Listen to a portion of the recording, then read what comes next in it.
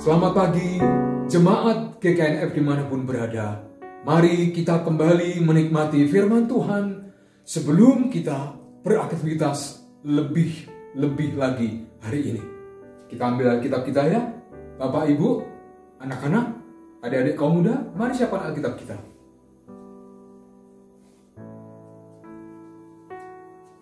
Puji Tuhan, kita memiliki Alkitab dalam bahasa kita. Luar biasa. Salah satu berkat terbesar buat kita, sehingga kita punya iman di dalam Dia. Alkitab, firman Allah. Mari kita membuka Alkitab kita dari Kisah Para Rasul. Kisah Para Rasul sampai kepada kita karena ada Lukas. Lukas dipakai Tuhan menuliskan firman-Nya buat kita. Bagus sekali. Ayat 7 dan 8. Demikian firman Tuhan buat kita pagi ini.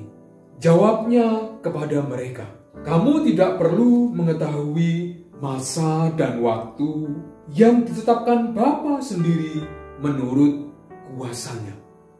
Kuasa. Ayat yang ke-8.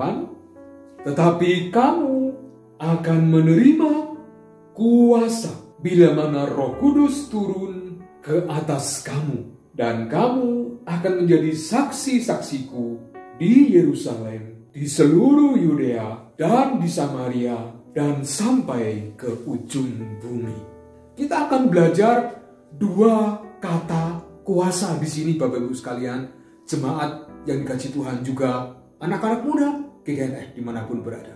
Walaupun dalam bahasa Indonesia memakai kata yang sama, ketika saya mendalami lebih dalam dari bahasa aslinya, ternyata Lukas memakai kuasa dengan dua kata yang berbeda. Di ayat 7, Lukas memakai kata kuasa dari kata exousia. Tetapi ayat yang ke-8, Lukas memilih dan memakai kata kuasa yang dalam bahasa Indonesia adalah dunamos. Dari sana kita mengenal kata dinamit. Bapak sekalian, anak-anakku, pemuda GKNF dimanapun berada. Ini akhirnya menjadi indah buat kita. Kalau kita semakin mengerti firman Tuhan lebih dalam lagi. Ternyata ketika para murid bertanya, Tuhan, kapankah Engkau akan memulihkan kerajaan bagi Israel? Tuhan Yesus mengatakan tentang kuasa Bapa. Exousia itu berarti adalah kemahatauannya, kemahakuasaannya, Dia segalanya, Allah Bapa kita. Tetapi ketika Tuhan Yesus mengatakan kepada para murid, kamu akan menjadi saksi-saksiku, Tuhan Yesus melalui Lukas memilih kata dunamos, dinamit. Kalau meledak punya kekuatan yang besar. Saya diberkati dengan dua kata ini. Mengapa sampai Tuhan Yesus melalui Lukas memilih kata dunamos? Karena Yesus Kristus tahu bahwa untuk menjadi saksi-saksinya tidak pernah mudah. Mengalami aniaya, mengalami pertentangan, pergolakan, bahkan mungkin pembunuhan. Dan Tuhan Yesus memakai kata kuasa untuk hadirnya Roh Kudus di dalam hidup kita. Bukankah kita akan bersyukur dengan kenyataan itu?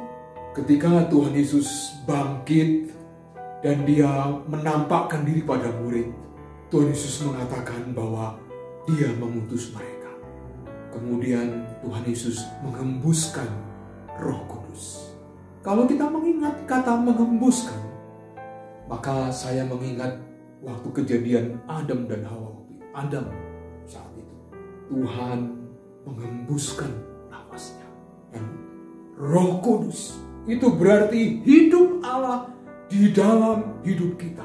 Kita bersyukur tidak hanya Allah beserta kita, tetapi Allah melalui Roh Kudus memberikan kekuatan untuk kita.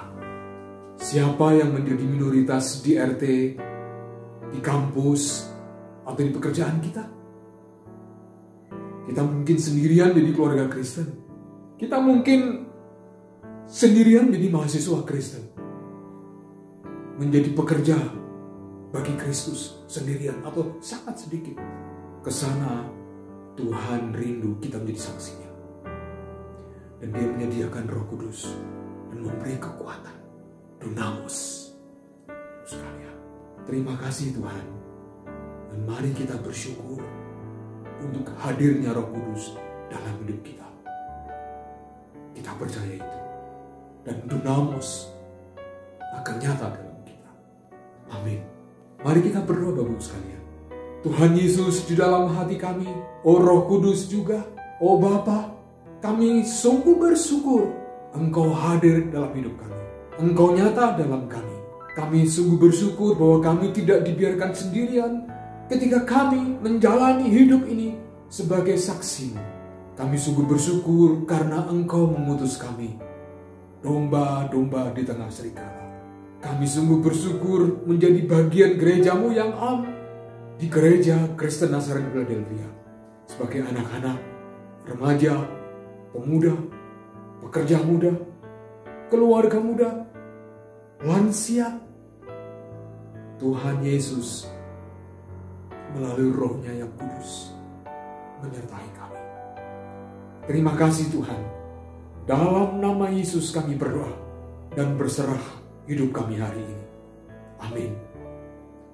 Selamat pagi Bapak Ibu sekalian, adik-adikku semua, anak-anak muda, para pekerja, adik-adik remaja semuanya.